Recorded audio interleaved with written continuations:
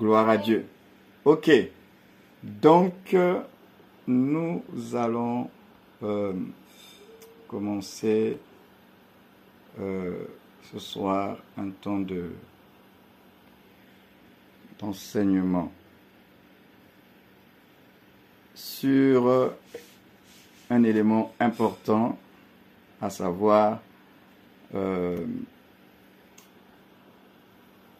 la compréhension de notre homme intérieur.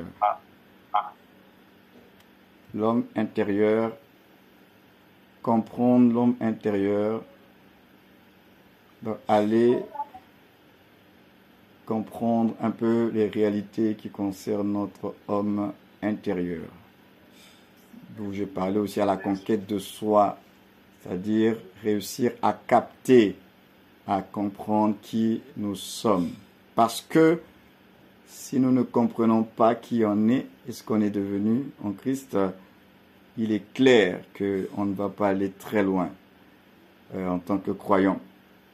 Et aussi ce que vous devez comprendre, c'est que dans la vie chrétienne, l'être précède le faire.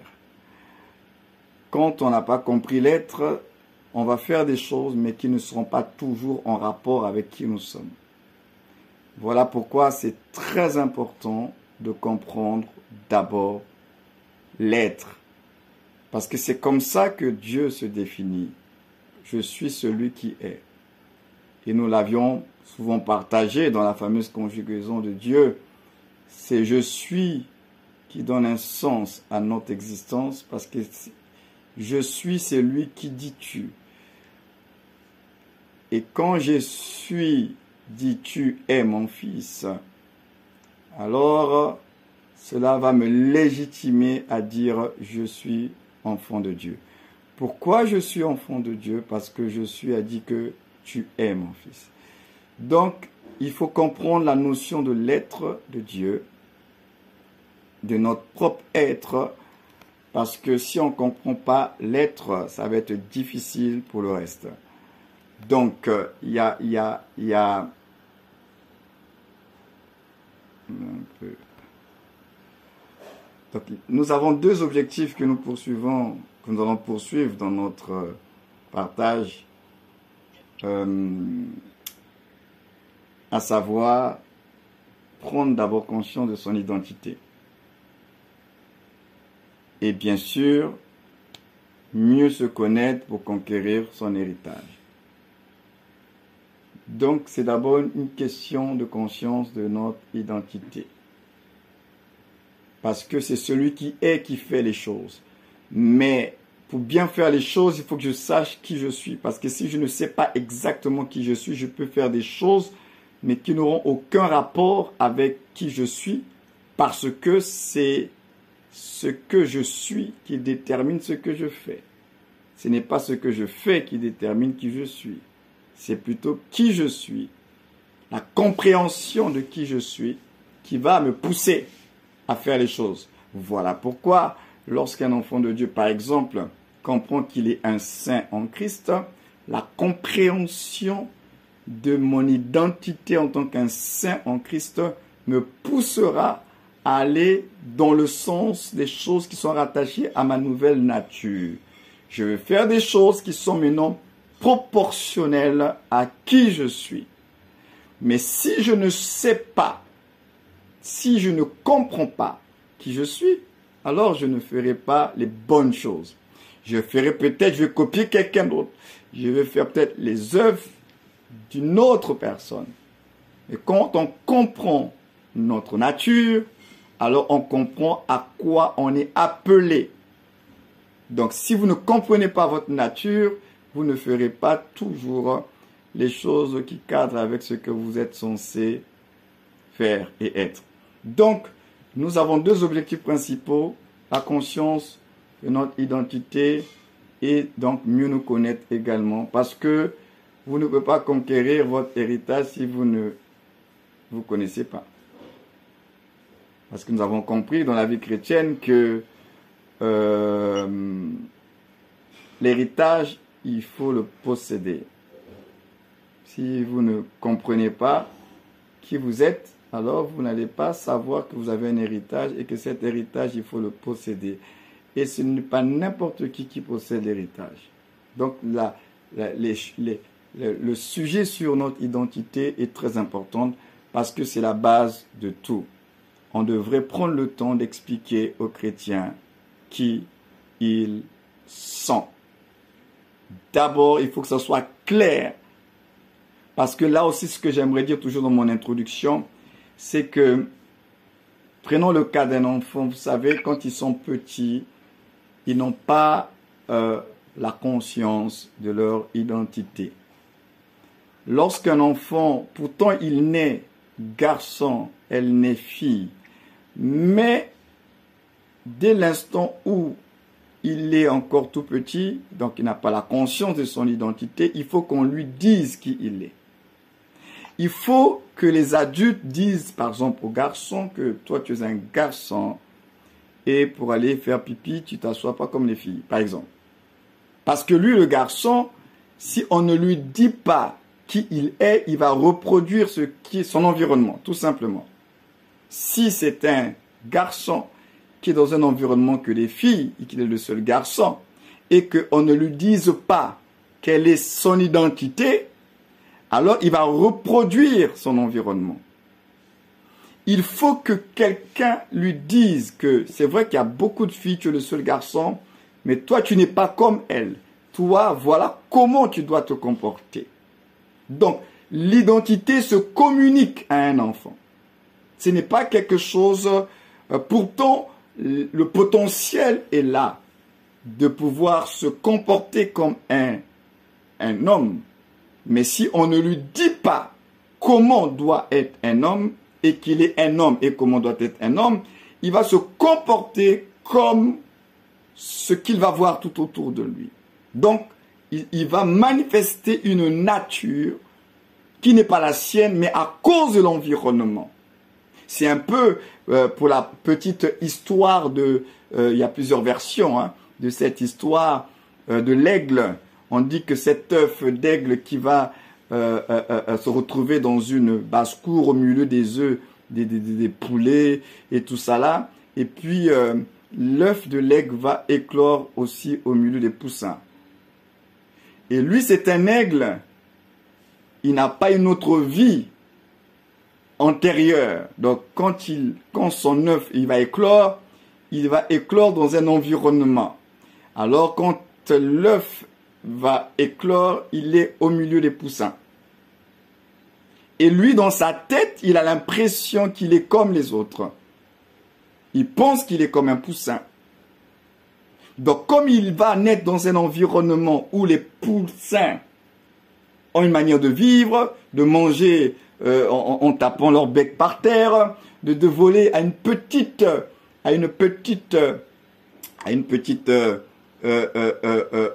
hauteur là, alors lui également, en grandissant, il va se comporter comme les autres.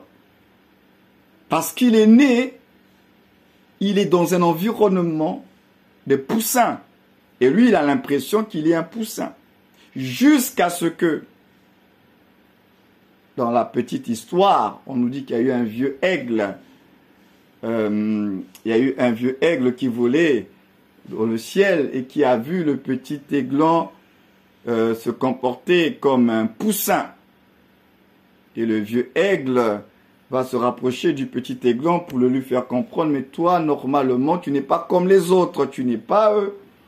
Parce que le petit aiglon, il va voir le vieux aigle, il sera fasciné, il sera impressionné, il dit, waouh, quel bel animal, avec un beau plumage, avec des ailes, comment il vole haut. Il va être admiratif du vieux aigle parce qu'il ne sait pas que lui-même c'est un aigle et que voler haut, ça fait partie de son identité et de sa nature.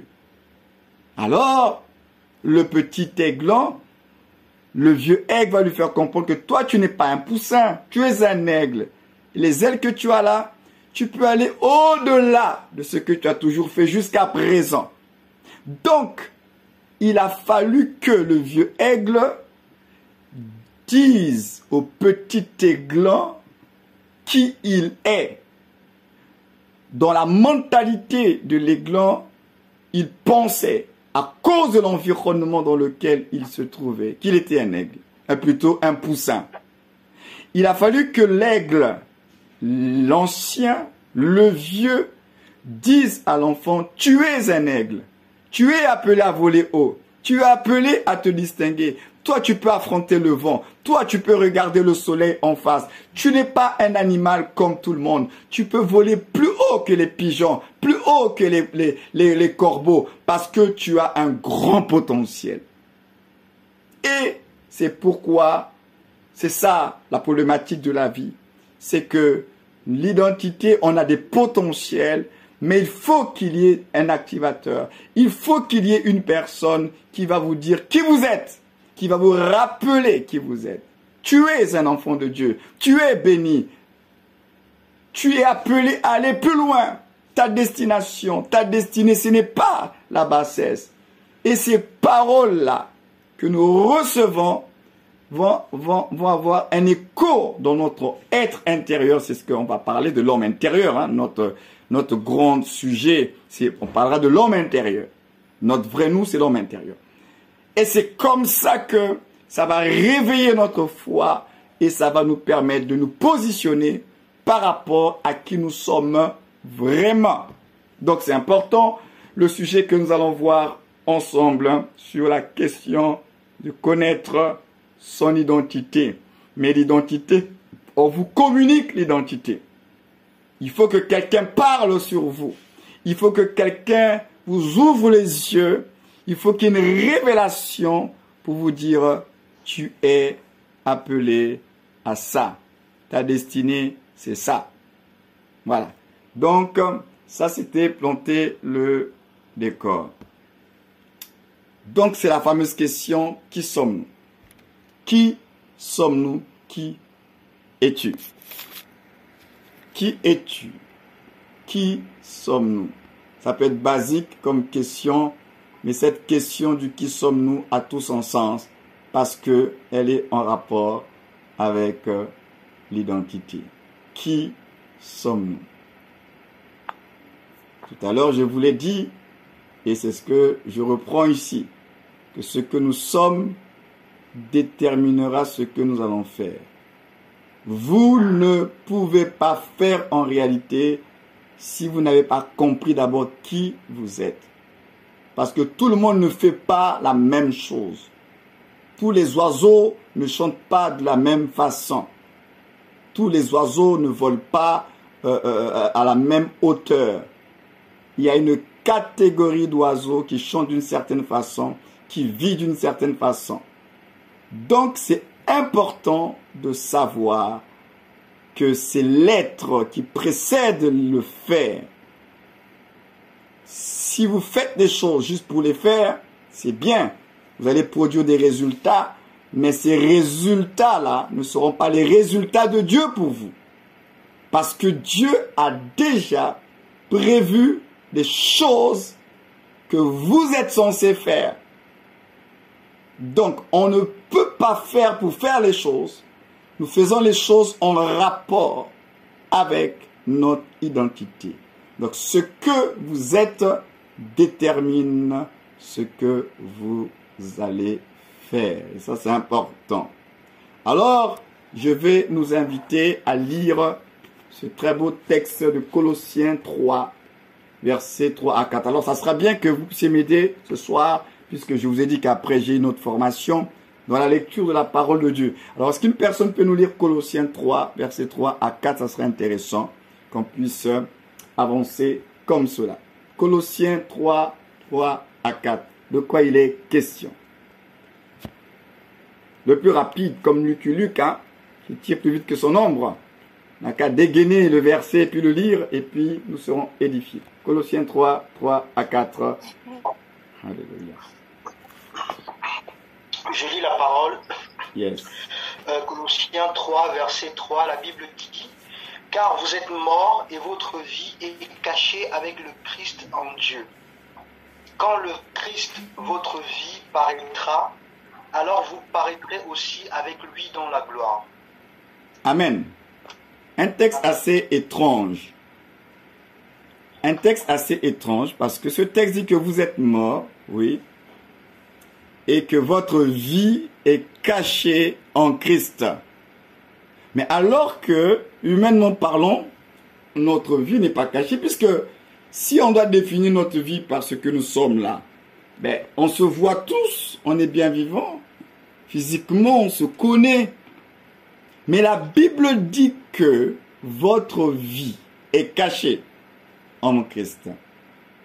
Donc, ce qu'on appelle la vie là, c'est ce que nous devons apprendre à découvrir. Parce qu'il y a ce que vous êtes extérieurement et il y a ce que vous êtes à l'intérieur. Donc on dit que votre vie est cachée. Donc quand tu parles de toi en réalité, tu es en train de parler d'une personne qui n'est pas extérieure, qui n'est pas dévoilée, qui est cachée. Tu es un mystère. Ton véritable toi en Christ, il est caché en Christ justement. Donc ce que les gens voient à l'extérieur, ce n'est pas ton véritable toi. Il y a une vie qui est là et on va le voir, mais ta véritable vie, ce que tu es devenu est caché. Donc, il est important pour nous de comprendre, alors, mais cette vie qui est cachée là, c'est quoi? Qu'est-ce qui la caractérise? Puisque la Bible dit que ma vie est cachée en Christ. Donc ce que l'on voit à l'extérieur, ce n'est pas ma vraie vie. Ma vraie vie, ce qui fait ma vie, c'est ce qui est caché. Un mystère. Mais c'est ça ce que nous sommes en Christ, un mystère, un véritable mystère. Donc, comprenez donc avec moi que notre vie, c'est notre véritable nous. Ton véritable toi, c'est la vie qui est cachée là. C'est ça ton véritable toi. Donc, le but, c'est de te faire comprendre que quand tu parles de toi, il faut savoir de qui tu parles. Tu es en train de parler de qui? Parce qu'il y a ton toi extérieur que tout le monde voit, que tout le monde a connu. Et il y a ton toi intérieur qui est caché en Christ. Parce que lorsque tu as accepté Jésus, physiquement, tu n'as pas changé. Tu es resté la même personne. Il n'y a rien qui a changé physiquement. Tu es resté la même. Mais la Bible dit que nous avons une vie. Et cette vie-là, elle est cachée en Christ. Donc ça veut donc dire que dans l'appréciation de ce que nous sommes devenus en Christ, c'est en Christ que tu dois puiser. C'est en Christ que tu dois regarder pour comprendre qui tu es réellement. Parce que ton véritable toi, tu pourras le comprendre que en Christ. C'est pourquoi on dit votre vie est cachée en Christ. Donc, si vous ne comprenez pas le Christ, vous ne comprenez pas qui vous êtes. Parce que vous êtes caché dans le Christ. C'est ça le problème. Le problème, c'est que ton identité est cachée en Christ. Donc, si tu ne comprends pas Christ, tu ne comprends pas ton identité. Tu vas fonctionner que sur l'homme extérieur. Mais l'homme intérieur, le véritable toi, celui qui est né de Dieu là, c'est lui le vrai mystère et c'est sur lui que tu dois t'appuyer. Alléluia. Donc notre vie véritable, c'est ce qui est caché. C'est ce qui est caché. Alléluia.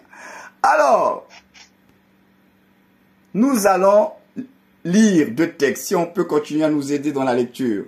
Il y a deux hommes, la Bible nous parle qu'il y a deux hommes à connaître. Nous allons progressivement. Il y a deux hommes à connaître.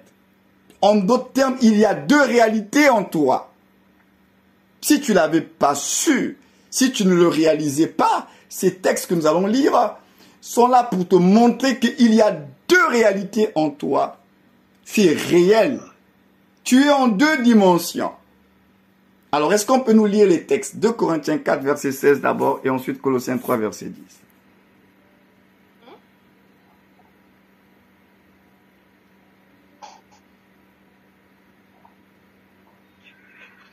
Corinthiens 4, verset 16, la Bible dit, « C'est pourquoi nous ne perdons pas courage, et même lorsque notre homme extérieur se détruit, notre homme intérieur se renouvelle de jour en jour. » Alléluia. Vous avez vu?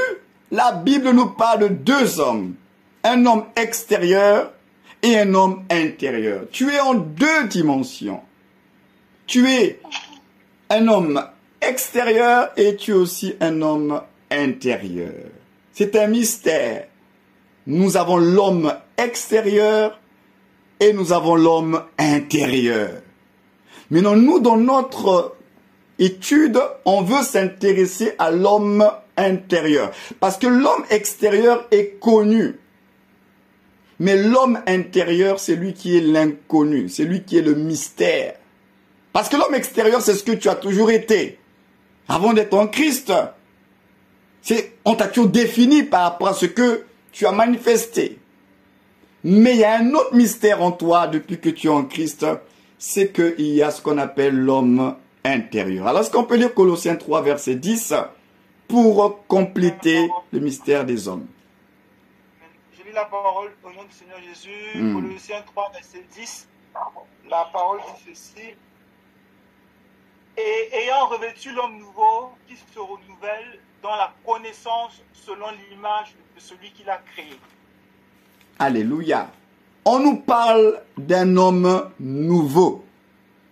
Donc ça veut dire qu'il y a le vieil homme et il y a aussi un homme qui est nouveau. Mais cet homme nouveau, comme on vient de le lire, sa particularité, c'est qu'il se renouvelle.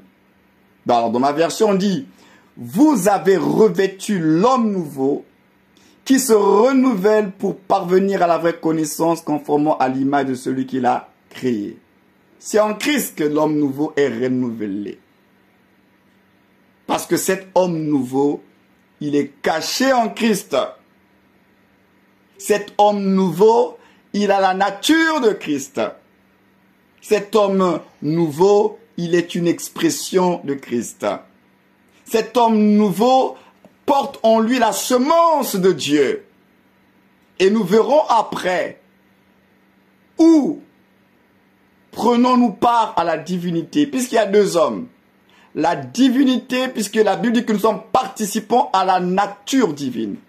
Qu'est-ce qui participe à la nature divine en toi? Ce n'est pas ton homme extérieur, mais c'est ton homme intérieur. Et cet homme intérieur, c'est celui qu'on appelle la nouvelle création.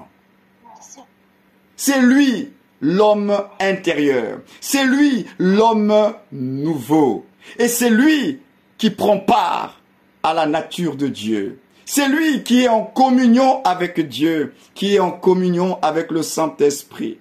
C'est lui, cet homme nouveau, qui n'attendra pas le retour de Jésus pour être dans la présence de Dieu. C'est lui qui est déjà en Christ, en Dieu, dans les lieux célestes. Celui qui prend part à cet environnement glorieux de Dieu, alors que ton homme extérieur, lui, il ne prend pas part à cela parce que lui, il est rattaché à votre condition, il est rattaché à la terre. Mais l'homme nouveau, l'homme intérieur, il est rattaché au ciel, aux réalités d'en haut. Donc, nous avons vu, à travers ces deux passages, qu'il y a deux hommes. Il y a l'homme extérieur et il y a l'homme intérieur. Et là, j'explique un peu que l'homme extérieur, c'est ce qui est composé de votre corps, de votre âme. Le corps et l'âme, c'est ça qui fait l'homme extérieur. C'est lié à notre condition physique, sociale, matérielle, nos émotions. Tout ça, c'est l'homme extérieur. Avec notre âme qui nous permet de nous définir, de nous exprimer. Ça, c'est l'homme extérieur. Mais notre homme intérieur, c'est-à-dire notre esprit, lui, il est lié à notre position. Donc, vous avez vu que l'homme extérieur, il est lié à notre condition. Mais l'homme intérieur, il est lié à notre position spirituelle. Parce qu'en Christ, nous avons maintenant une position. Hier, nous étions en Adam, nous n'avions qu'une condition. Et nous n'avions pas de position en Christ et en Dieu. Mais lorsque nous avons rencontré Jésus, lorsque nous l'avons reçu et accepté, nous avons reçu le privilège de devenir enfants de Dieu. C'est une position spirituelle. Nous avons maintenant une position. Alléluia. Et l'homme intérieur, justement, lui, il est rattaché à la position. Il est lié à votre position. Donc, quand on parle de votre position en Christ, on est en train de parler de votre véritable vous, votre homme intérieur. On est en train de parler de la nouvelle création. C'est la nouvelle création qui est positionnée en Christ. Ce que vous étiez dans votre condition, vous n'êtes pas en Christ. Donc c'est pourquoi on distingue ces deux hommes. L'homme extérieur, c'est votre corps et votre âme avec tout leur fonctionnement qui sont liés à la condition physique, sociale, matérielle, etc. Et vous avez l'homme intérieur, votre esprit. Mais votre esprit régénéré. Parce que votre esprit, avant d'être en Christ, il était mort. Alors, et là je veux quand même le préciser. Quand on dit que notre esprit était mort, ça ne veut pas dire que les humains avant Christ, ils avaient qu'une âme et un corps et qu'ils n'avaient pas d'esprit. Non, c'est pas ce que ça veut dire. Avant Christ, l'être humain a toujours eu un esprit, une âme et un corps. Quand on dit que l'esprit est mort, on est tout simplement en train de dire que l'esprit humain est privé de la vie de Dieu. Il n'est plus en contact avec Dieu, il n'est plus en communion avec Dieu. Voilà pourquoi on dit que l'esprit est mort. L'esprit mort, c'est l'esprit qui n'est pas connecté à Dieu. L'esprit mort, c'est l'esprit qui n'est pas en communion avec l'esprit de Dieu. C'est pourquoi on dit que l'esprit est mort. Maintenant, lorsque nous venons à Christ, notre esprit mort va être régénéré. C'est-à-dire, il va recevoir la vie Zoé de Dieu. Et c'est cette vie Zoé de Dieu qui fera de votre esprit qui était mort un esprit nouveau. Voilà pourquoi on dit que nous sommes une nouvelle création. Parce que votre esprit humain a été régénéré, a reçu la semence de Dieu. C'est pourquoi la Bible dit que vous avez été régénérés par une semence incorruptible qui est la parole de Dieu. Donc la parole de Dieu a fait son travail dans votre esprit.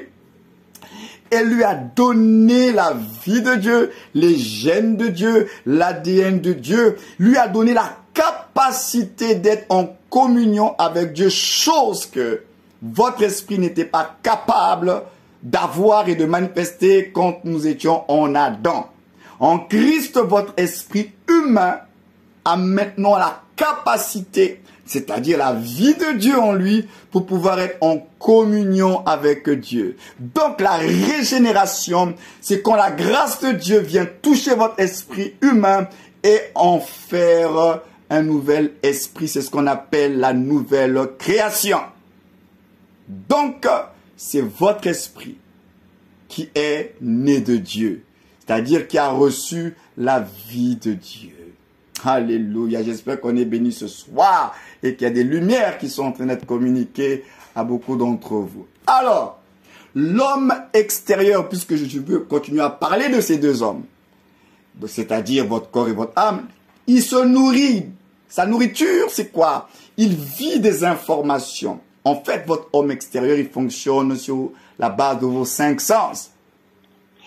Ce sont les 5 sens qui font vivre l'homme extérieur. Ce que vous voyez, ce que vous entendez, ce que vous goûtez, ce que vous ressentez. Tout ça, c'est ça qui fait vivre l'homme extérieur. Et c'est ce que nous avons toujours vécu comme ça avant d'être en Christ. On était conduit par notre âme.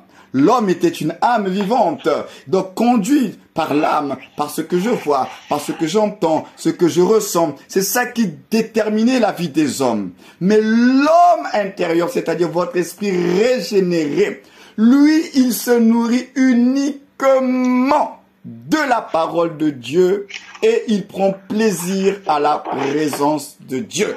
Donc, la parole de Dieu, c'est sa nourriture. La présence de Dieu, c'est son environnement. Donc, la communion, donc la prière et la parole, ce sont 2 éléments fondamentaux qui permettent à votre esprit de se sentir bien, de pouvoir s'épanouir, de pouvoir se développer, parce que c'est son environnement.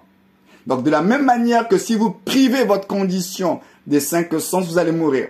Parce que votre corps a besoin de manger, votre corps a besoin de se reposer, votre corps a besoin de ressentir dans les interactions. La vie physique, c'est comme ça que ça fonctionne. Mais votre esprit, lui, fonctionne différemment.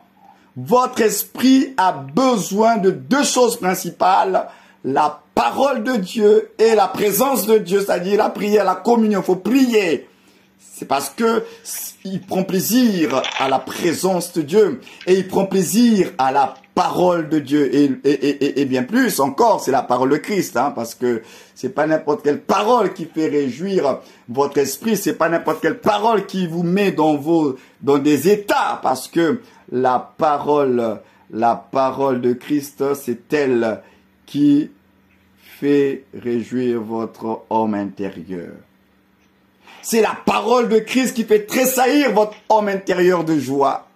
Quand vous entendez une bonne parole, quand que Jésus est annoncé dans toute sa pureté, vous allez voir qu'à l'intérieur de vous, ça bouge. Il y a une excitation. Il y a un truc qui se passe à l'intérieur de vous. Parce que la parole de Christ, c'est la parole dont se nourrit votre esprit. Votre esprit est né de Dieu. Votre esprit prend plaisir à la parole de Dieu. S'il y a une parole qui réjouit, qui peut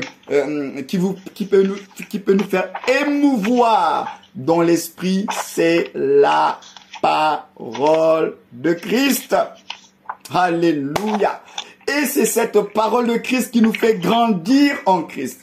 Vous pouvez écouter beaucoup de messages, mais si dans tous les messages et les enseignements, c'est pas Jésus qui est annoncé, alors ça va vous remplir la tête de connaissances, mais ça ne vous fera pas grandir. Ça ne va pas vous édifier. Parce que la parole qui vous édifie, c'est la parole de Christ. Parce qu'il y a 2 types de paroles. Je vais le rappeler pour ceux qui ne m'ont jamais entendu le dire. Quand vous lisez votre Bible, il y a 2 types de paroles. Il y a la parole de l'instruction et il y a la parole de l'édification. La parole de l'instruction, c'est tout ce qui est écrit de façon générale. Mais tout ce qui est écrit ne contribue pas à mon édification. Ça m'instruit. Mais ce qui me construit, parce que édifier, ça veut dire construire, bâtir.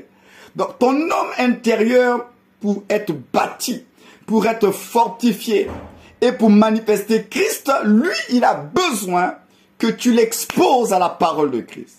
Que tu l'exposes à Christ. Parce que s'il n'y a pas du Christ dedans, ton homme intérieur ne se construit pas, il ne se bâtit pas, il ne se nourrit pas, il n'est pas en bonne santé.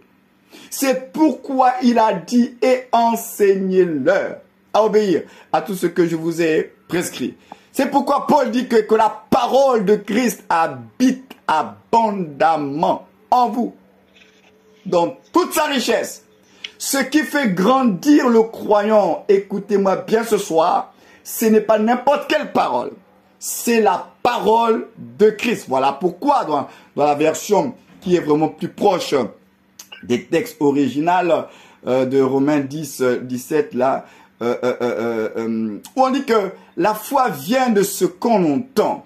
Et ce qu'on entend vient de la parole de Christ. C'est la parole, j'insiste, c'est la parole de Christ qui nous fait grandir en Christ. Vous ne pouvez pas grandir en Christ sans la parole de Christ. Toute parole que vous allez manger, s'il n'y a pas Jésus dedans, ça ne vous fera pas grandir. Je persiste et je signe. Vous ne grandirez pas en Christ sans la parole de Christ. Voilà pourquoi ce sont ceux qui sont nés de Dieu, ce sont ceux qui sont en Christ qui peuvent devenir comme Christ. Et ce sont ceux qui sont en Christ qui doivent se nourrir de la parole de Christ pour grandir et manifester Christ. Donc s'il n'y a pas Christ, s'il n'y a pas les paroles de Jésus, si ce n'est pas Jésus qui est révélé, vous allez avoir la tête remplie d'informations, mais vous n'allez pas grandir. Alléluia. Donc ça, c'est important de le spécifier. Donc vous avez compris que vos deux hommes ne se nourrissent pas de la même chose. Alors souvenez-vous, lorsque le Seigneur, dans Matthieu 4, lors de sa tentation, et que le diable est arrivé, Matthieu 4, et il demande à Jésus, voilà, de changer la pierre en pain. Jésus lui a dit, mais l'homme, il reprend un texte dans Deutéronome, hein, une parole de Dieu, et il dit, mais l'homme ne se nourrira pas de pain seulement, mais de toute parole qui sort de la bouche de Dieu. Le pain, c'est pour l'homme extérieur, mais le pain de Dieu, c'est pour l'homme intérieur. Donc, on comprend très bien que le régime de l'homme extérieur et intérieur n'est pas le même. Donc, si vous comprenez bien d'abord cette notion de régime, alors vous comprendrez alors pourquoi on vous dit chrétien, lisez, méditez la parole de Jésus. Parce que c'est pour votre bien au final. Donc, vous aurez compris ce soir que ce n'est pas une affaire juste de devoir religieux. Bon, on nous a dit qu'il faut lire la Bible. Non! Vous lisez la parole de Dieu parce que c'est le pain. C'est le pain de votre esprit. Votre homme intérieur a besoin de son pain. Son pain, c'est la parole de Dieu. Donc, quand vous lisez la parole, c'est déjà, c'est pour votre bien spirituel. Ce n'est pas un devoir. Il faut que le regard change. Vous ne lisez pas la parole de Dieu juste parce qu'il faut la lire. Parce que elle permet à votre homme intérieur de se fortifier. Alléluia. De se fortifier. Et ça, c'est important de le comprendre. Donc, à partir de ce soir, si vous négligez la parole de Dieu, et notamment les paroles de Jésus, je pense que vous êtes en train de comprendre que vous privez votre esprit de sa nourriture. Parce qu'il y a deux réalités en vous. Vous êtes en deux dimensions. Vous êtes homme extérieur avec la réalité de votre corps et de votre âme. Et vous êtes homme intérieur avec la réalité de votre esprit régénéré. Parce que avant la régénération, l'esprit déchu de l'homme faisait partie de son homme extérieur. Donc dans l'homme extérieur, il y avait l'esprit, l'âme et le corps, ils n'étaient pas en Christ. Maintenant que nous sommes en Christ, notre esprit donc est déconnecté de l'homme extérieur pour se retrouver maintenant dans le mystère de l'homme intérieur. Donc Dieu va opérer le mystère de l'homme intérieur en soustrayant l'esprit qui était d'abord du côté de l'homme extérieur pour pouvoir créer un esprit nouveau et qu'à partir maintenant de l'esprit, nous puissions vivre la nouvelle vie en Christ. Donc ça c'est important ce que je suis en train de dire. Maintenant s'il y a des choses qui sont très difficiles à comprendre, notez cela, nous pourrons revenir pour pouvoir clarifier nos propos. Donc nous continuons à parler de ces choses-là. Donc nous continuons à dire que, parce que nous mettons l'accent sur l'homme intérieur. Alors l'homme intérieur est celui qui est la source de notre vie en Christ. C'est-à-dire c'est notre esprit. Donc notre vie en Christ, et ce que j'ai écrit là, notez ça bien. C'est pourquoi j'ai mis ça en gras, pour que vous puissiez noter. Notre vie en Christ se manifeste et s'exprime par lui. C'est-à-dire par notre esprit. Donc votre esprit, c'est lui qui est le contenant et le terrain d'investissement de Dieu. C'est-à-dire que tout ce que Dieu va faire maintenant, il va l'investir dans votre esprit. Donc toute la vie de Dieu, c'est dans votre esprit. Les promesses de Dieu, tout, il parle à votre esprit. Donc Dieu s'adresse à notre esprit. La parole de Dieu que nous lisons, c'est pour notre esprit. Donc votre esprit est la partie la plus importante maintenant que vous êtes en Christ. Parce que c'est à partir de votre esprit que toutes les opérations de Dieu vont se faire. Dieu ne va pas le faire en dehors de votre esprit. Je le répète, toutes les opérations de Dieu, il va les faire à partir de votre esprit régénéré. Ah oui, Donc, comprenez que c'est la partie la plus importante. Voilà pourquoi c'est lui qui est caché en Christ. On l'a lu au départ de cet enseignement. Notre vie est cachée en Christ, en Dieu. Notre vie est cachée, c'est votre esprit. C'est votre esprit qui est déjà dans la présence de Dieu. C'est votre esprit qui jouit déjà des prémices de la gloire à venir. C'est votre esprit. C'est votre esprit qui prend part à la nature divine. C'est votre esprit. Donc, la composante la plus importante de votre vie, c'est votre esprit. Et c'est dans votre esprit régénéré que Dieu a tout investi. Quand votre Bible dit que il nous a tout donné en ce qui concerne la vie et la piété, oui, il a placé tout ça dans votre esprit. Donc, tout ce que Dieu est censé accomplir, ou bien tout ce que nous sommes censés accomplir pour Dieu, Dieu a planté cela comme une semence dans votre esprit. Et c'est là que vous allez comprendre finalement qu'en Christ, c'est une affaire maintenant d'activation. Des choses qui sont déjà en nous. Dieu a déjà tout donné. Dieu a déjà tout investi dans votre esprit. Donc c'est le lieu, c'est le centre des opérations divines. Dieu fait tout à partir de votre esprit. Dieu investit dans votre esprit. Donc votre esprit là, c'est la partie la plus importante, mais malheureusement, nous n'en sommes pas conscients. Nous ne sommes pas conscients que nous ne sommes pas qu'une âme, que nous ne sommes pas qu'un être pensant, réfléchissant. Nous sommes également spirituels. Des esprits connectés à Dieu et appelés à manifester la vie et le caractère de Christ. Donc, j'insiste, c'est votre esprit qui est l'élément le plus important. Malheureusement, beaucoup de chrétiens et l'Église de Jésus, on n'est pas conscient de notre homme intérieur. Or, cet homme intérieur, c'est lui qui deal avec le Saint-Esprit. Parce que c'est lui, votre esprit régénéré, qui est devenu avec le Saint-Esprit une même plante.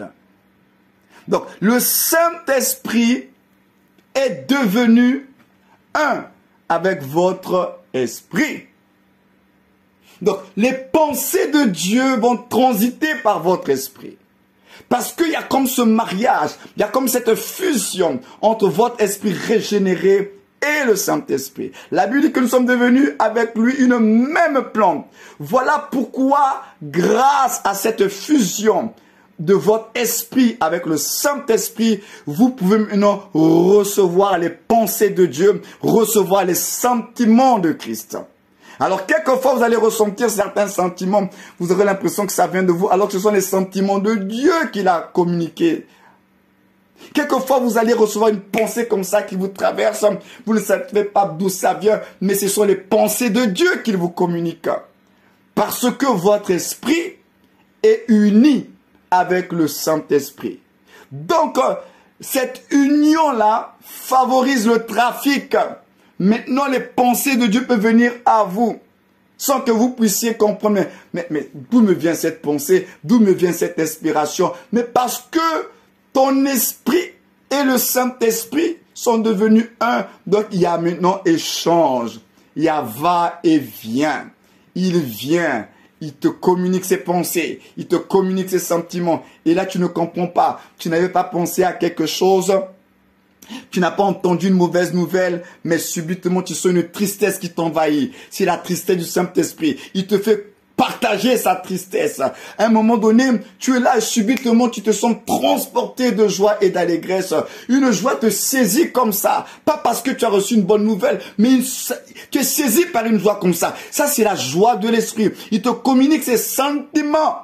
La Bible dit ayez les sentiments de Christ.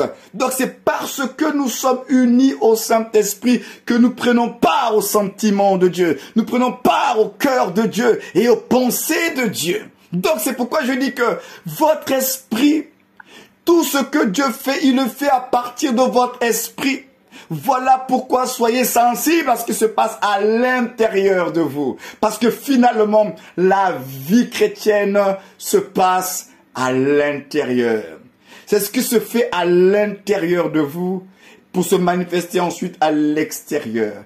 Toutes les opérations de Dieu se font à l'intérieur pour se manifester à l'extérieur. Donc n'oubliez jamais que le repère, la mesure, le thermomètre de votre vie chrétienne, c'est ce qui se passe à l'intérieur de vous. Donc faites extrêmement attention à tout ce qui se passe à l'intérieur de vous. Pourquoi j'ai ce sentiment? Pourquoi j'ai cette pensée? Pourquoi j'ai ce désir? Pourquoi? Mais ça vient d'où? Certainement Dieu est en train de te parler et toi tu ne le sais pas. Tu n'as pensé à rien, mais tu reçois beaucoup de pensées, beaucoup d'inspiration. Dieu est en train de te parler. Parce que tu es devenu une même plante. Alléluia, merci Seigneur.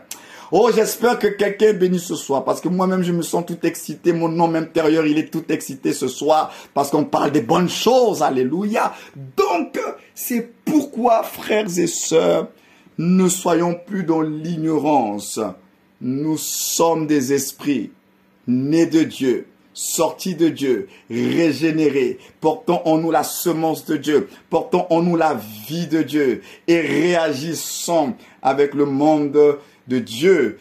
Nous avons la grâce de prendre part aux pensées de Dieu. Nous avons la grâce de prendre part aux sentiments de Dieu. Nous avons la grâce de prendre part à la communion, à la présence de Dieu, mais par notre esprit. Alléluia, par notre esprit. Donc, c'est votre esprit l'élément le plus important. Voilà pourquoi les chrétiens, on doit apprendre à écouter notre esprit, à comprendre ce qui se passe à l'intérieur de moi. Parce que Dieu parle beaucoup à l'esprit des hommes. Mais c'est nous qui ne comprenons pas. Alléluia, merci Seigneur. Donc c'est important de comprendre cela. Donc, selon le proverbe, si on peut nous lire ça rapidement, l'homme intérieur, comment on l'appelle d'après ce proverbe, c'est la lampe de Dieu. Mais lisons cela. Et ça a tout son sens. Pourquoi on appelle votre homme intérieur la lampe de Dieu? Alléluia. Lisez le proverbe. Proverbe 20, verset 27. C'est comme ça qu'on l'appelle. Votre homme intérieur. Oui. Verset 27, ma parole dit ceci. Le souffle de l'homme est une lampe de l'Éternel. Ah. Il pénètre jusqu'au profond des entrailles. On dit que le souffle, on parle de l'esprit. L'esprit, en fait, c'est la lampe. Parce que Dieu nous a créés à son image et à sa ressemblance. C'est l'esprit. L'esprit, là, c'est la lampe. C'est la lumière de Dieu. Dieu opère au niveau de l'esprit des hommes. C'est pourquoi ne perdons pas de vue l'esprit. Parce que je le disais tout à l'heure que votre esprit, hier quand vous n'étiez pas en Christ, il était dans la réalité de l'homme extérieur, mais un esprit déconnecté de Dieu. Maintenant que vous êtes en Christ, Dieu a fait comme un transfert. Alors dans la dimension de l'homme extérieur, l'âme et le corps sont restés. Mais maintenant la nouvelle création se fait avec l'esprit de l'homme régénéré. Donc l'esprit de l'homme est passé de l'homme extérieur. Il se retrouve maintenant dans le mystère de la nouvelle création. Et tout ce que Dieu fait maintenant, il le fait à partir de cet esprit-là.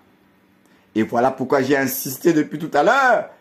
La partie la plus importante, c'est votre esprit, l'homme intérieur. C'est la nouvelle création. C'est la lampe de Dieu.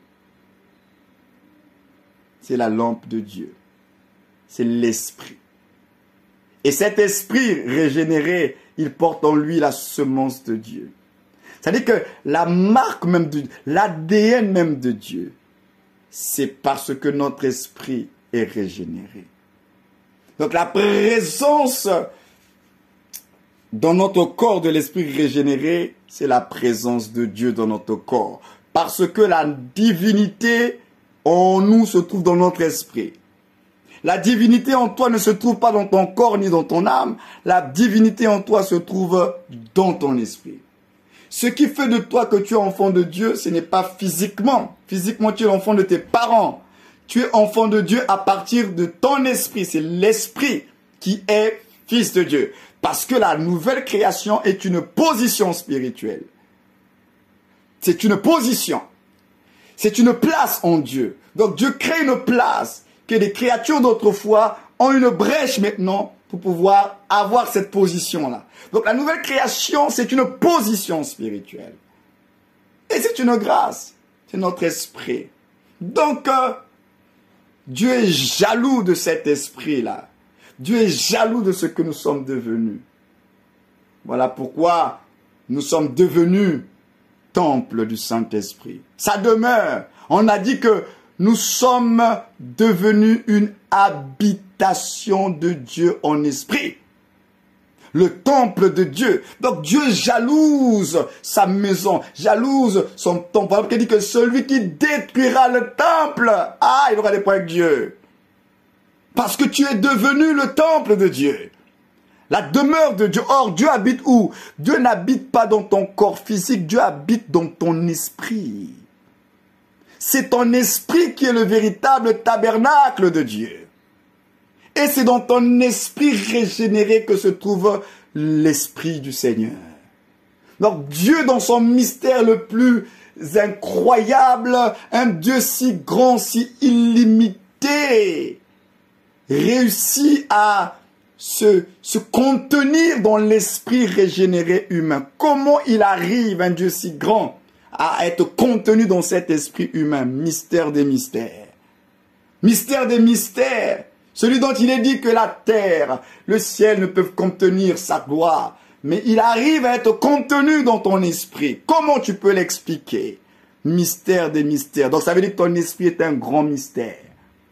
Ton esprit est un grand mystère. Parce qu'il contient Dieu. Il contient la gloire de Dieu. Il contient la présence de Dieu. C'est un mystère. Et c'est cet esprit-là, mystère des mystères, qu'il appelle son temple, qu'il appelle sa maison, qu'il appelle sa demeure. Donc votre esprit régénéré, c'est un grand mystère. Je vois 4 personnes qui sont en salle d'attente, il faut les admettre. C'est un grand mystère. L'esprit de l'homme est une merveille. Alors s'il y avait 7 merveilles du monde, mais il faudra rajouter une 8e merveille. L'esprit de l'homme est une merveille. Parce que ça dépasse tout entendement. Comment on peut contenir un Dieu si grand, si immense dans notre esprit? Et nous le disons. Vous vous rendez compte que vous les chrétiens là, on dit des choses, mais on ne pèse pas ce qu'on est en train de dire. Tu dis que oui, Dieu il habite en moi. Est-ce que nous mesurons ce qu'on est en train de dire? Dieu il habite en toi comment? Un Dieu si grand qui tient la terre entre ses mains là, c'est petit entre ses mains, c'est comme une petite bille, ou bien un petit grain de riz, mais comme une lentille. Et ce Dieu-là, tu dis qu'il habite en toi. Et quand tu le dis toi-même, tu n'as même pas peur de la déclaration que tu fais. Ce Dieu-là habite en toi comment? Toi-même, tu n'as même pas peur. Regardez comment on s'y est habitué. On le dit comme ça. Oui, Dieu habite en moi. L'Esprit de Dieu habite en moi. Mais l'Esprit de Dieu, c'est Dieu lui-même. On le dit comme ça, tranquillement. Comment un Dieu qui a créé cet univers si immense, avec tous ces systèmes solaires, ces galaxies, comment réussit-il à habiter en toi, dans ton esprit? Et toi, ça ne t'interpelle pas? On est rentré on s'est familiarisé avec ces choses-là. Oh, Dieu, il habite en moi. Mais on est en train de parler de Dieu, là. On n'est pas en train de parler de quelqu'un d'autre. On est en train de parler de ce Dieu si grand et qui habite en toi. Ton petit corps là, tu fais même pas 2 mètres de hauteur, même pas 60 ou bien 80 de largeur, mais Dieu habite en toi. Et ça ne t'interpelle pas. On s'est accoutumé, on s'est habitué à ces choses-là. Alors que ça devait nous émerveiller. On devait se dire, waouh, ce Dieu-là habite en moi. Mais donc je suis un véritable mystère. Comment il fait? Comment il fait? Même la terre va t'envier. Même nous là, on aimerait bien. Mais comment vous? Sa gloire même, on n'arrive même pas à la contenir. Mais vous, petit être humain, vous réussissez à contenir sa gloire, sa présence. Comment vous avez fait? C'est-à-dire que même la création, on est devenu des objets de curiosité pour la création. La création elle-même se pose la question, mais les humains là sont comment? Parce que nous là, on n'arrive pas, on connaît le Créateur, mais comment il arrive à habiter en eux alors que nous-mêmes, on n'arrive même pas à le contenir? La création elle-même est émerveillée devant nous. Alors toi, tu vas à la plage, tu es émerveillé quand tu vois la mer, les océans, tu vois les flots. Toi, tu es émerveillé. Mais peut-être que ce soir, tu comprendras que la création, elle aussi, de son côté, elle est émerveillée quand elle te regarde. La création est émerveillée quand elle te regarde parce qu'elle se dit, mais ces hommes-là, est-ce qu'ils savent qui ils sont? Nous, on est émerveillés par la création, mais j'aimerais te dire ce soir, la création, elle aussi, elle est émerveillée quand elle regarde l'humanité. Parce que cette humanité, avec toutes ses faiblesses et ses manquements, mais c'est bien à elle que Dieu a donné la terre. C'est bien à elle que Dieu a donné la domination de la terre. Alors, il y a des créatures qui sont beaucoup plus fortes que nous, hein. Mais regardez à qui Dieu a donné l'autorité, la domination, c'est à l'homme. Et il y a des créatures plus fortes que nous. Un petit vent, un petit chaud et un petit froid, tu tombes malade, tu tombes la grippe, tu as le nez qui coule. Regarde la fragilité de l'humanité. Mais c'est cette humanité fragile qui est maître de la création. Dieu lui a dit, je te donne la terre. Voilà pourquoi cette création doit se dire, mais comment ces créatures-là? Ils n'ont pas les mêmes capacités que nous, mais comment? C'est pourquoi ce soir tu retiendras.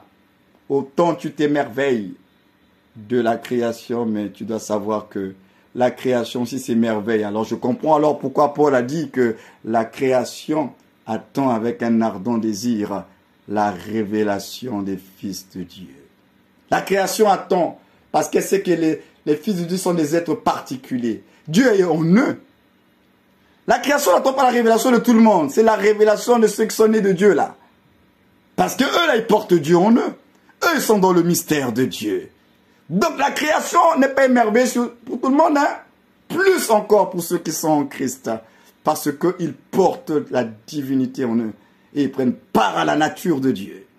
Donc, et cette création-là attend de voir la manifestation, la révélation des fils de Dieu. Donc, à partir déjà de ce que je viens de partager ce soir, tu comprendras que tu n'es pas n'importe qui, hein? Tu n'es pas monsieur tout le monde, tu n'es pas madame tout le monde. Ton identité est en Christ, justement. C'est en Christ que tu as toute ta valeur. C'est en Christ que tu as toute ta valeur. C'est en Christ que tu as une position de choix, de distinction. C'est en Christ que tu as porté la couronne royale. C'est en Christ que tu es assis sur le trône. Pas à côté. Les autres sont autour du trône. Mais toi, tu es assis avec lui sur le trône. Ce même trône que Lucifer a convoité, il n'a pas pu s'asseoir. Mais toi, en Christ, tu es assis avec lui sur le trône. C'est une grâce. Ce privilège, c'est parce que tu es en Christ. Donc, tout ça, c'est pour nous permettre d'apprécier notre identité. Ce que vous êtes devenu en lui. Donc, après cet enseignement, parce que ce soir, je vais m'arrêter là, je ne vais pas aller plus loin pour ne pas vous charger en beaucoup d'informations.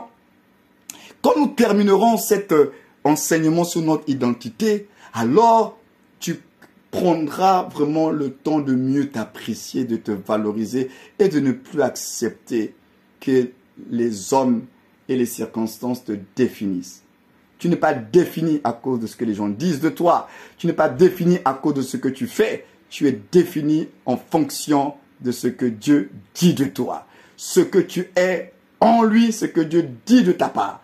Et quand tu auras bien intégré cela, alors tu marcheras avec assurance. Et cette assurance, quelquefois, les gens vont se dire qu'il est orgueilleux. Ce n'est pas de l'orgueil, ça sera de l'assurance. Parce que tu sais qui tu es en Christ. Donc, il faut faire la différence entre l'assurance et l'orgueil. Tu marcheras maintenant avec assurance parce que tu auras compris quelle est ta valeur. Tu es un enfant de Dieu. La Bible t'appelle héritier. C'est pas des simples mots, c'est vrai sur le plan spirituel. Les anges sont en garde à vous devant toi et moi. La création a été émerveillée devant toi et moi. Mais c'est toi et moi qui sommes dans l'ignorance. Mon peuple périt faute de connaissance. C'est parce que tu ne sais pas. Et comme tu ne sais pas, on te malmène, on te considère comme monsieur tout le monde. C'est ça parce que tu ne sais pas. Mais lorsque tu découvriras la vérité, qui tu es réellement en lui, tu prendras le temps d'apprécier ta valeur. Alors tu ne te regarderas plus physiquement, tu ne regarderas plus ton passé, tu ne regarderas plus ton côté social, tu ne regarderas plus ta famille, mais tu regarderas ce que la grâce de Dieu a fait de toi en Christ Jésus. Et tu seras alors comme l'apôtre Pierre, Paul, fier de dire, je sais en qui j'ai cru. Et tu le diras avec assurance. Oh, je sais en qui j'ai cru. Les hommes pourront dire ce qu'ils veulent sur toi. Tu diras, non, non, non, non, moi je sais en qui j'ai cru. Oh, pardon. Je sais en qui j'ai cru. C'est pourquoi je vous avais dit, n'oubliez jamais, et je vais encore le répéter ce soir, n'oubliez jamais Galates 2:20. Galates 2:20, n'oubliez jamais. Ne l'oubliez jamais. J'ai été crucifié avec le Christ. Et si je vis, ce n'est plus moi qui vis, c'est le Christ qui vit en moi. Et si je vis dans la chair, je le vis dans la foi au Fils de Dieu qui s'est donné, livré pour moi. N'oubliez jamais Galates 2:20. Vous avez été crucifiés. Vous n'êtes plus l'ancienne création. Elle a été dépouillée de sa subsistance. Elle a été rendue impuissante. Maintenant, c'est quelqu'un d'autre. C'est quelqu'un d'autre qui prend les commandes. Et cet être qui prend les commandes, c'est lui qu'on appelle la nouvelle création. L'homme nouveau, l'esprit, l'homme intérieur. C'est lui maintenant qui est le chef. C'est lui qui est le patron. Donc, si vous comprenez finalement qui vous êtes en Christ, je suis un esprit régénéré. Je porte en moi la vie de Dieu. La nature de Dieu est mon partage. Oh oui, les sentiments de Christ sont miens. Ses pensées le sont également. Sa nature, je partage la nature de Dieu. Quand nous aurons compris cela, je vous assure, on ne sera plus les mêmes sur la terre. C'est pourquoi je dis qu'à ce moment-là, certains auront l'impression que vous êtes devenu orgueilleux. On dit, le frère est devenu orgueilleuse, la soeur est devenue orgueilleuse. Tu n'es pas de l'orgueil. Tu as découvert ton identité et ça a renforcé ton assurance. Alors, comme ils t'ont connu dans le manque d'assurance, maintenant que tu as de l'assurance, on va dire que c'est de l'orgueil. C'est pas de l'orgueil. Tu as découvert véritablement qui tu es. Et tu t'es aligné avec ton identité. Tu n'es pas un pigeon, tu n'es pas un poussin, un poulet, tu es un aigle appelé à voler haut et à déployer ses ailes. Tu as compris parce que le vieux aigle est venu te dire, tu n'es pas un poussin, tu n'es pas un pigeon, toi tu es appelé à monter très haut, toi tu es appelé à déployer tes ailes. Les ailes que tu as là, c'est pas pour faire comme les poussins, toi tu dois aller très loin. Et là, tu captes, tu dis, hey, donc je ne le savais pas depuis toutes ces années, je ne le savais pas, maintenant je sais. Et à cause de la connaissance qui a franchi, tu es libéré maintenant du mensonge et la vérité t'a franchi. Et ça te permet maintenant d'aller plus loin. Parce qu'avant, tu allais à un certain rythme à cause des informations que tu as. Mais aujourd'hui, on se rend compte que finalement, dans la vie chrétienne, c'est une affaire d'information, de connaissance. Je vous dis la vérité, le véritable pouvoir, c'est le pouvoir de la connaissance. Celui qui sait, c'est celui qui domine. Celui qui est dans l'ignorance, c'est celui qui sera dominé. Mais lorsque tu découvres la vérité, tu ne te laisseras plus marcher sur les pieds. Quand tu découvres la vérité, tu vas plus accepter qu'on dise n'importe quoi de toi parce que tu sais qui tu es et tu refuses. C'est parce qu'on est chrétien qu'on doit accepter n'importe quoi. Non, non, non, non, non. Tu comprendras que la foi chrétienne, ça ne veut pas dire être naïf. Tu comprendras que la foi chrétienne n'exclut pas la prudence. Tu comprendras que la foi chrétienne, ce n'est pas accepter l'humiliation des hommes. Attention, humilité, humiliation, c'est pas la même chose. Non. Quand tu connais ta valeur, tu n'acceptes plus n'importe quoi. Donc, le problème de l'Église, il faut que nous puissions nous réveiller sur qui nous sommes. Qui suis-je? Qui suis-je? Parce que c'est ce que tu es qui va déterminer ce que tu vas faire. Ton attitude Ton comportement sera le résultat de la prise de conscience que tu as des choses. Si tu ne prends pas conscience, tu ne vas pas avoir le comportement qui va avec. Quand tu prends conscience d'une vérité qui te concerne et d'une vérité positive qui te concerne, ça va produire aussi le comportement qui va dans le même sens.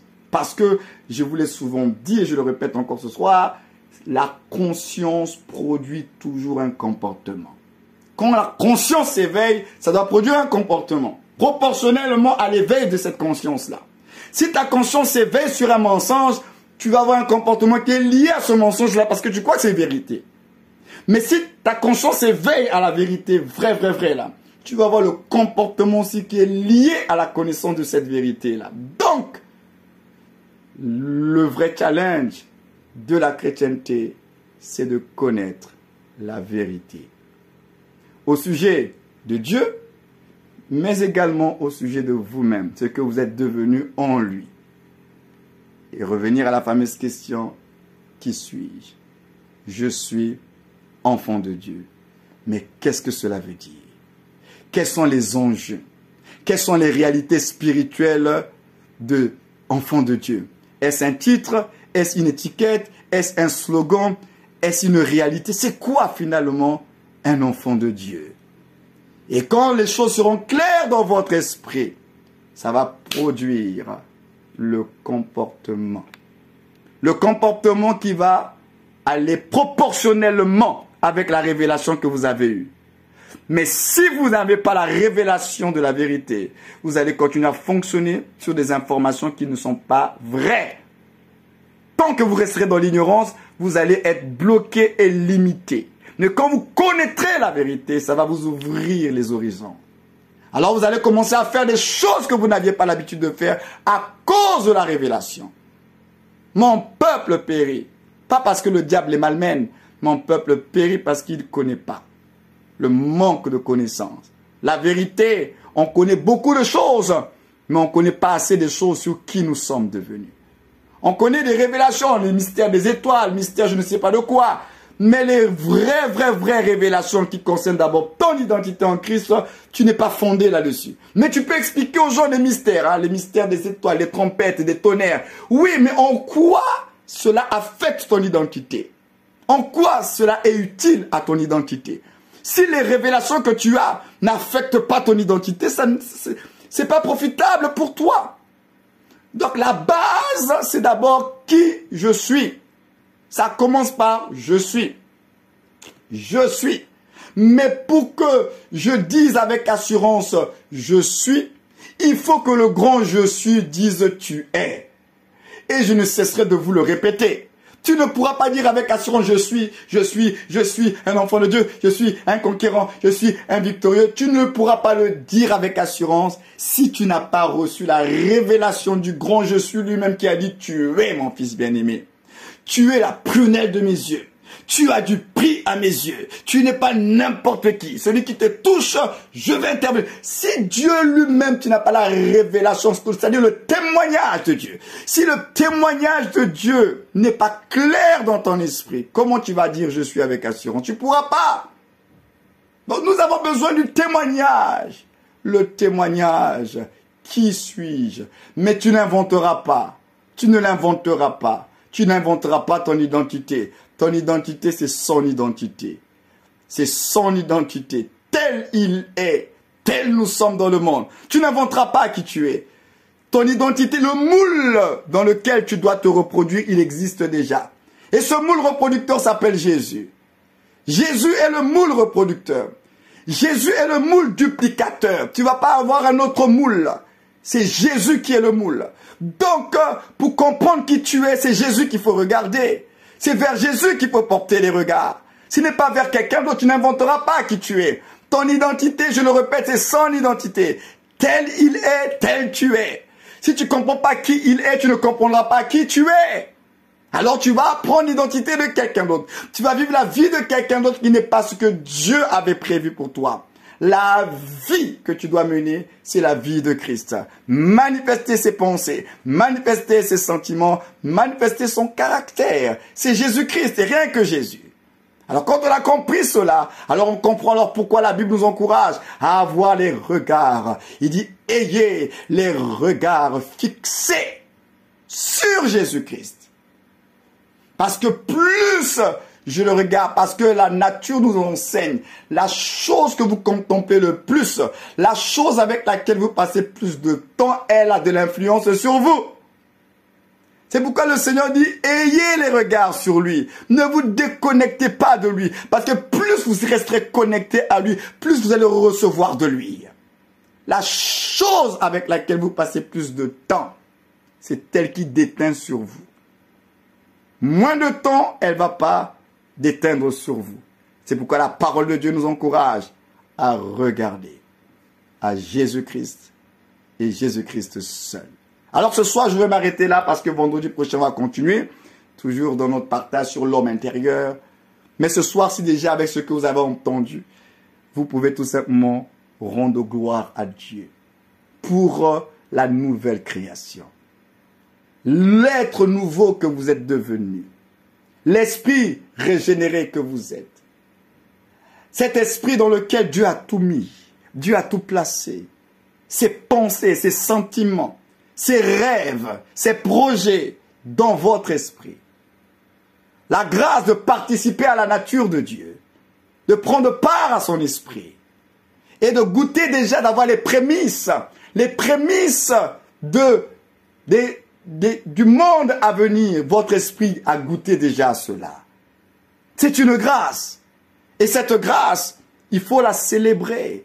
Cette grâce, il faut l'apprécier. Cette grâce, il faut dire merci à Jésus. Et c'est ce que j'aimerais nous encourager ce soir à faire tout simplement. Dire merci à Jésus pour la nouvelle création que nous sommes. Parce que c'est ce que nous sommes en Christ. Je suis une nouvelle création. Ma vie est cachée en Christ.